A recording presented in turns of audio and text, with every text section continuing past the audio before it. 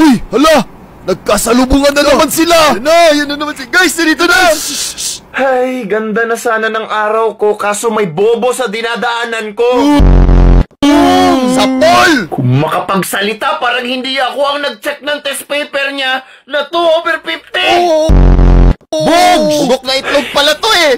Hirap talaga kapag walang utak. Nakakalimutan na 3 beses na grade 5. Grabe!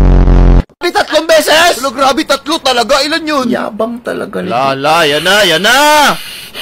Kaninong sabon to? Kung pabobohan lang naman ang pinag-uusapan dito, alam mo ba ang sagot? Sa height ko, plus height mo? Yung sabon may bulbol! Eh di ako pa rin ang pinili ni Annalyn. Yan na, personalan na, ito na.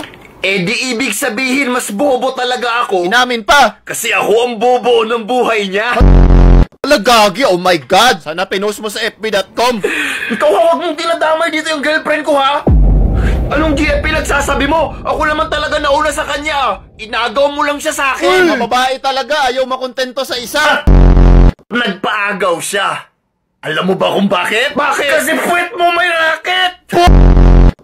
Grabe ginamitan ng ganon. Grabe ginanon lang. Bawi na lang next life, idol. Mom, extend 30 minutes PC9.